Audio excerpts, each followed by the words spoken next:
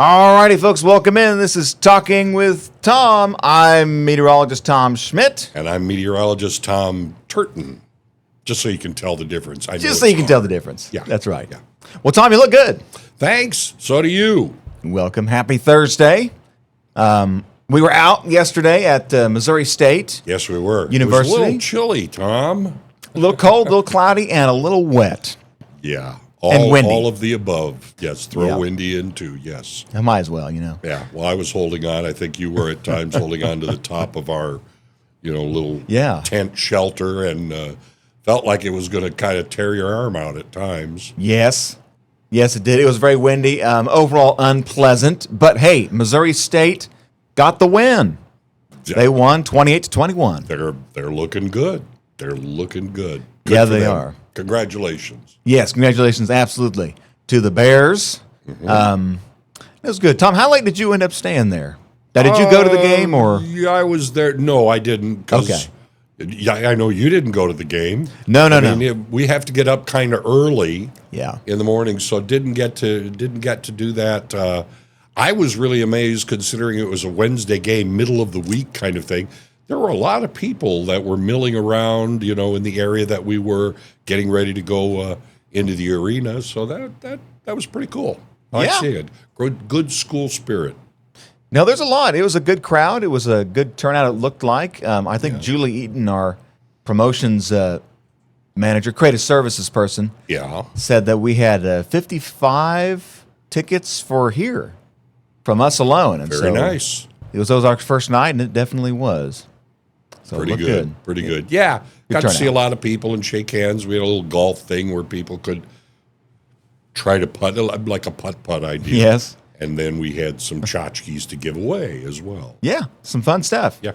Well, Tom, like I talked about, it was cold yesterday, and we're actually looking at our first frost and even our first freeze coming as we go into tonight, and then as we go into the weekend, too. Probably get a little cold there. Right. But before we jump into that topic for today, I think it's worth kind of mentioning just briefly Hurricane Melissa.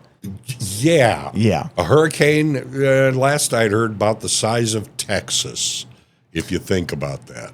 Yeah. That's huge. Yeah, it was big. Now, the wind field itself, if you were to put that like over Kansas City, then the hurricane force would have went around the entire metro of KC for the hurricane force winds. But that's about the size of Jamaica.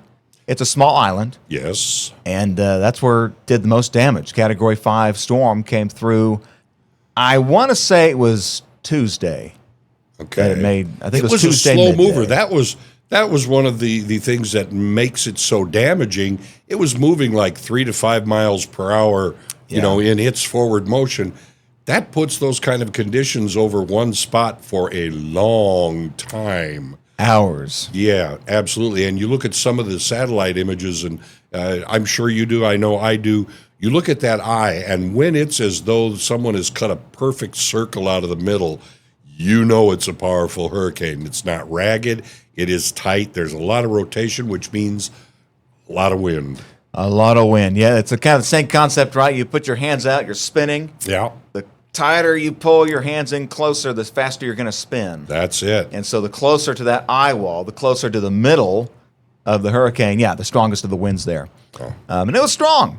It was a strong storm. Winds of 185 mile per hour sustained.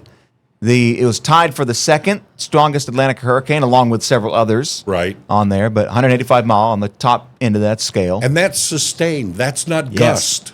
That's sustained. Yeah, and that moves a lot.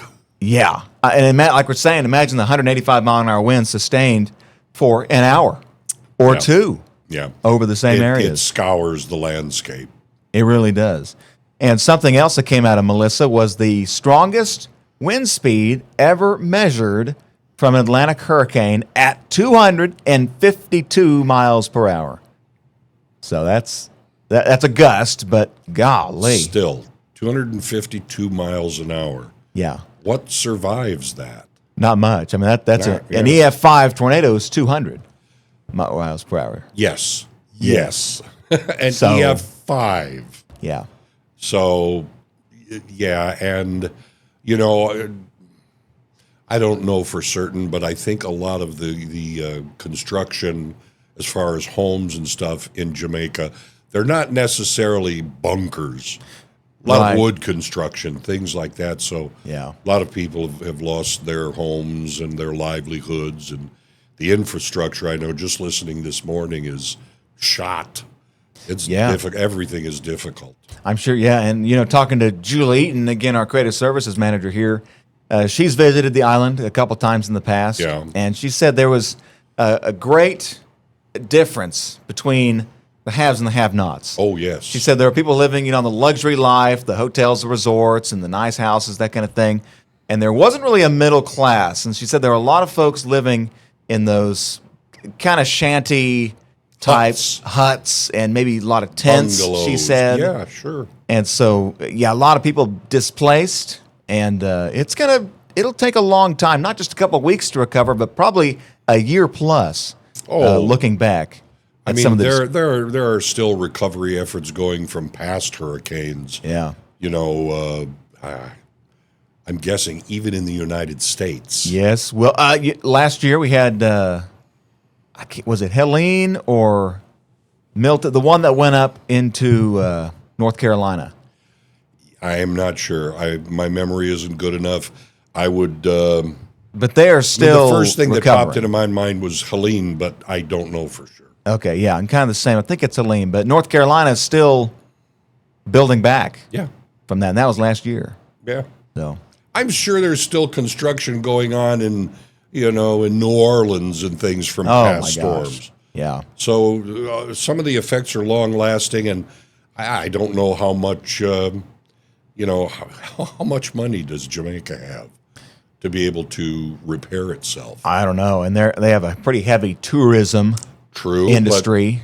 But you have nothing to bring tourists in for. That's exactly Makes right. it a little more difficult. And right now, I mean, it may be beautiful there as far as the sky and the temperature, but I would think the airport is being used for aid right now, not for tourism. Right.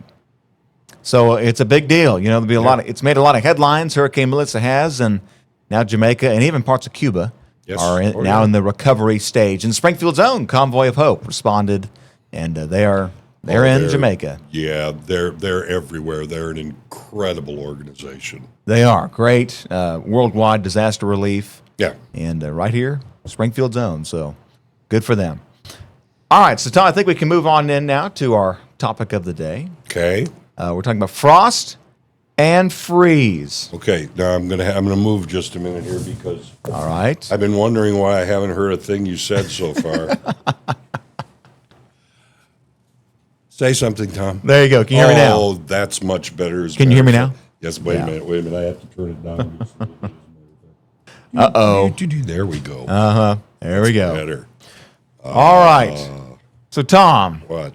a question I have for you to kick things off here. Okay. Can frost occur at temperatures above 32 degrees? Absolutely. Of course, it depends on where you're taking the temperature. Right. So the official answer would be no, based on your thermometer. But it's all about the temperature of the surface. Right. Yes. So that could be like your car. Yes. It could cool faster than the air temperature around it. The grass. The grass. Yep. The ground. Your roof. Your roof. Any yep. surface, actually. You know, except a puddle of water, I guess. But any surface, it depends on what its temperature is versus what the air temperature is. That's right. And so it might be kind of confusing to people. They see like, well, wait a minute. It's 34, 35 degrees is what my thermometer says. But how can there be frost then? How can frost form if it's not freezing? Well, it turns out it is freezing. Just a very thin layer of air right above that surface object. Again, the grass, the ground, cars, railings, whatever it is. Just a thin layer. It doesn't even have to be that deep. It could just be a couple inches deep, a foot deep. Well, it's all about, what is it, radiational cooling. Long wave radiational cooling, that's right. I mean, the Earth loses heat. I mean, of course, conditions of the air around you has something to do with it. Yeah. You know, if you have windy conditions, chances are less that will happen because the air mixes better. That's right. But if you have a clear sky and it's calm, then the earth gives up its heat. It cools, which cools things right at the surface, and then you can get just that cool, thin layer, and then you can get frost. That's right. And so, and cold air, of course, sinks typically. Yeah. And so, your low spots are going to be fine in the frost. Even if your home thermometer says 35, even 36 degrees, they can still freeze at the surface. Yeah, I was reading. Someone asked a question: Could it freeze if the air temperature is 40 degrees? And the answer is yes, but it has to be exceptional conditions as far as cooling and everything at the surface for that. Yeah, but that'd be pretty It can high. absolutely do it. Oh, it can. Never underestimate Mother Nature. Nope. Nope. Yeah, never do that. All right. But of course, we talk about frost, but freeze. Now, Yes. that's a whole different thing now. A freeze is. Freeze is where the temperatures the layers are a bit deeper Yeah. of temperatures at or below 32 degrees. Mm-hmm. And so it's not just a thin layer, it's now, okay, this might be, from ground to who knows how high up. Right. And it's also, the difference, of course, is,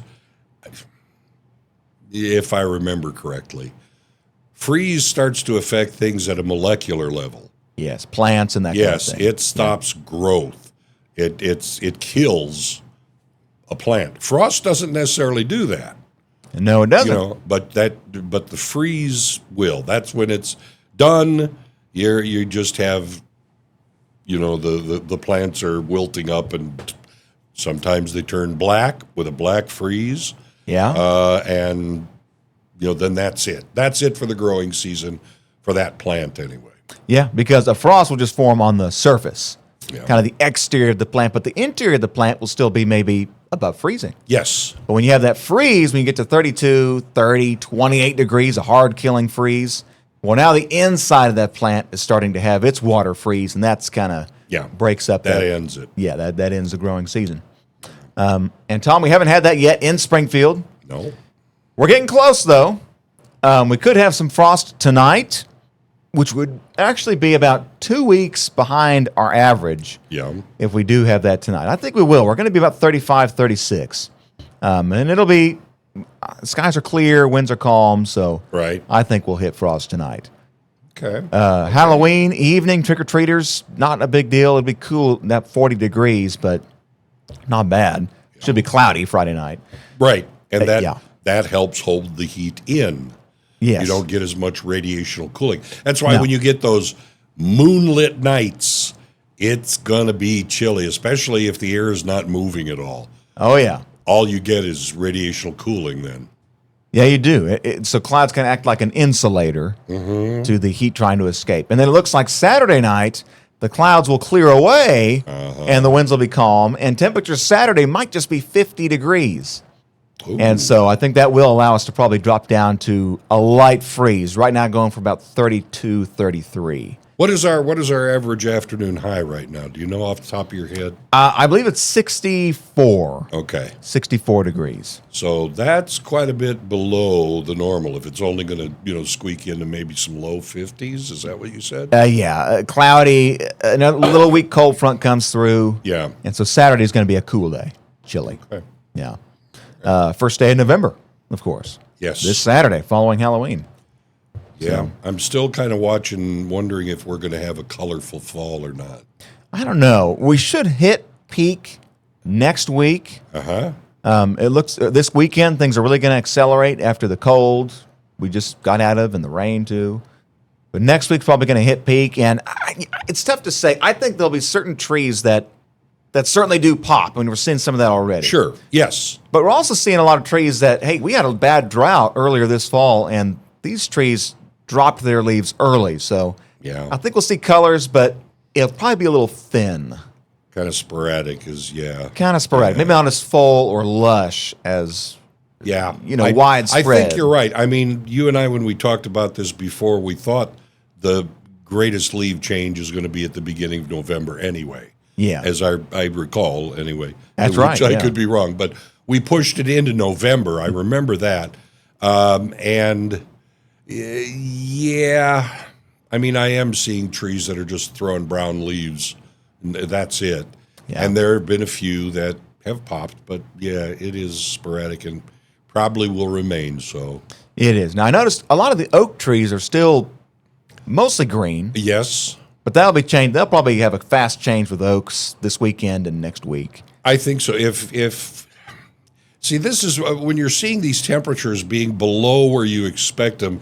Yeah. I always think, okay, the bottom is going to drop out for a couple of mornings, and it's just going to turn everything brown because you can't go to a freeze. Right. You just have to flirt with that freezing temperature a bit, and that's usually when it slows down and you get the colors showing. Right. But if you get a couple of mornings of good freeze, you may that's it. It might a day or two. Yeah. Yeah. Yeah. But it can't be just one night. It usually has to be a couple, 3, a little bit extended.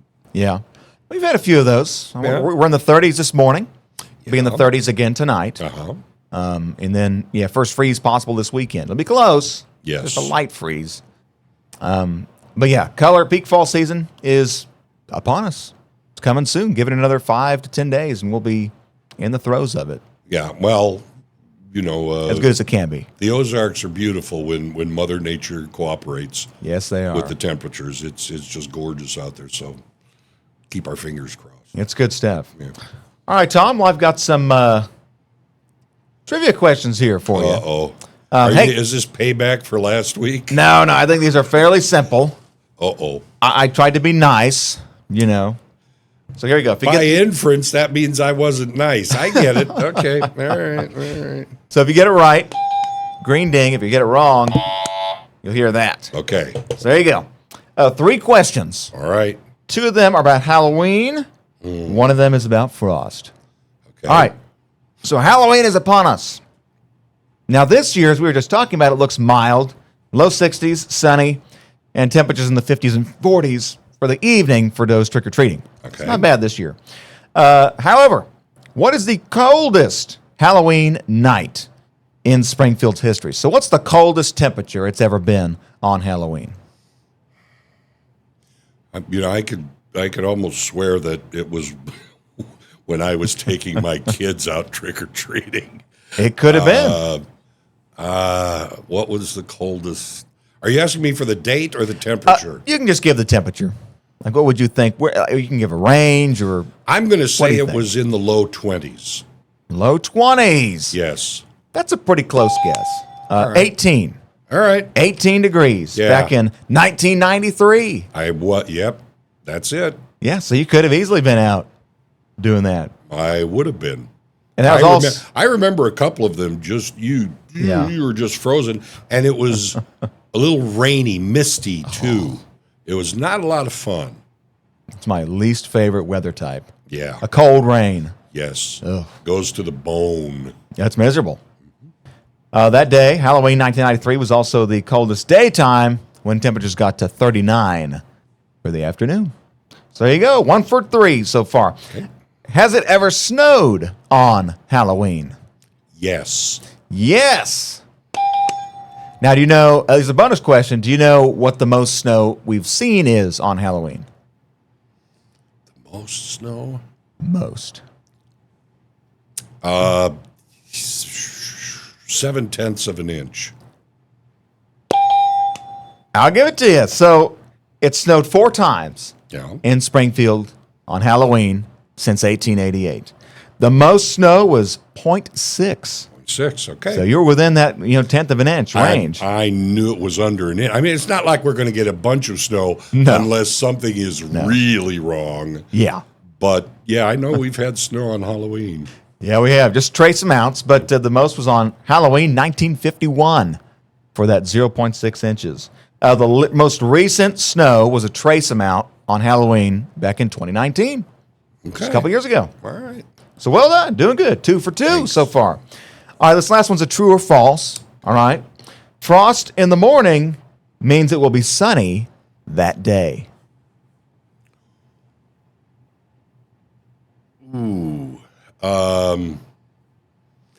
Okay, my first impulse is to say true. But, okay. All Three right. for three. All right. Well done. Thanks. Because it's like, yes and no, because there could be a change. I mean, there could be clouds on the horizon, Right. And then you get a warm front come through, you could get some clouds going. So it could change. But for the most part, if there's frost in the morning, you have clear skies. Right. So the premise is it's true-ish, Yes. like what you're saying. There could be changes later on, Yeah. but overall, Well, frost in the morning, yeah. yeah, we all know weather is not steady state. It moves. It changes at its own pace.